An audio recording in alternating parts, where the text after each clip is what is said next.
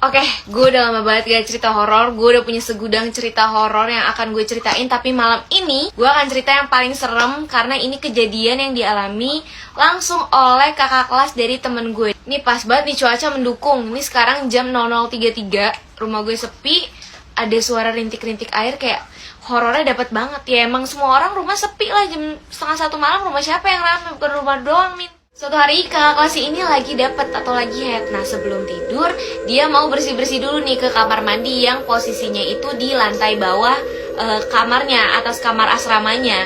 Teman-temannya ini udah pada mau siap-siap mau tidur. Nah, dia sendiri nih ke kamar mandi. Gue nggak tahu ini emang pemberani abis gitu kan, strong woman do bungsun. Enggak dong, itu drakor. Ya pokoknya dia ke kamar mandi.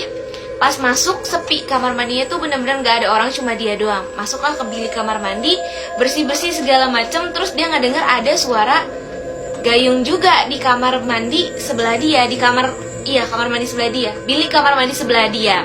Terus dia mikir, oh ada temen gue nih. Terus dia sempat manggil di situ, dia pikir ini temennya. Dia manggil nih namanya. Gue nggak nanya namanya siapa ya, pokoknya kita sebut aja B lah. B, lo mandi juga gitu.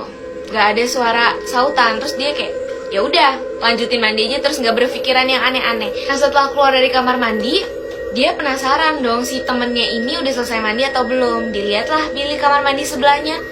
Pas dibuka, nggak ada.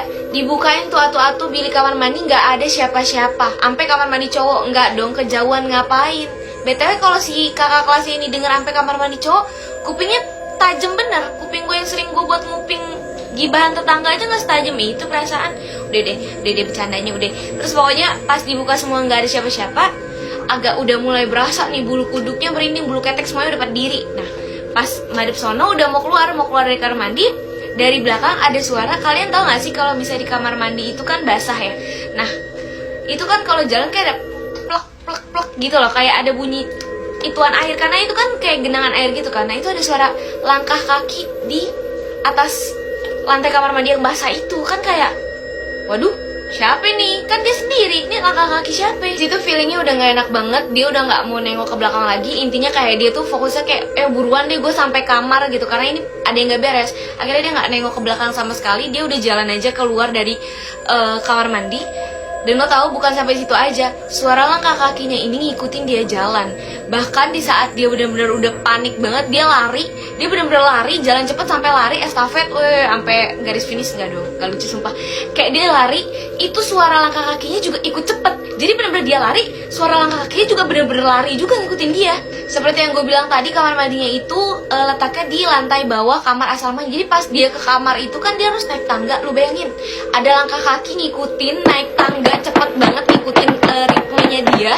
Nah, kagak ada wujudnya tapi langkah kaki dong. Lu bayangin aja lu kayak gitu kan lo lakuin. Akhirnya dia sampai di kamar, semua teman-temannya udah pada tidur, lampu juga udah gelap. Dia buru-buru masuk ke dalam selimut, tutupin barang-barang yang dia bawa pas mandi itu udah nggak diberesin, bener-bener dibawa sama dia ke dalam selimut, tutup.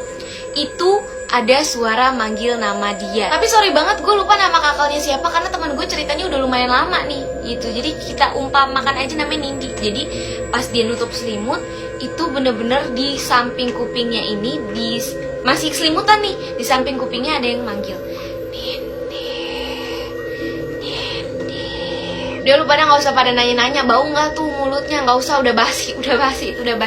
Pokoknya setelah dia baca doa segala macem, itu nggak lama udah nggak ada suara lagi, udah nggak ada suara langkah kaki, udah nggak ada suara yang manggil dia.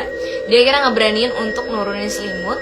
Pas turunin selimut, bener-bener itu si setannya itu dimuncul di muka dia, guys, yang kayak bener-bener langsung teriak. Kakak kelasnya bangunin satu kamar. Terus ya udah, akhirnya si kakak kelasnya ini trauma sekitar 1 minggu. Dia tuh nggak mau ditinggalin, bener-bener harus ditemenin kemanapun dia pergi. Gue kalau jadi dia, kayaknya gue nggak akan seberani dia sih, yang kayak berani untuk jalan sendiri ke kamar. Padahal kayak jelas-jelas dia dengar suara langkah kaki dari belakang tapi nggak ada wujudnya. Itu kayak, itu berani banget sih. Kayak makanya gue bilang ceritanya serem banget, karena itu tadi sih, kayak wow, amazing bro.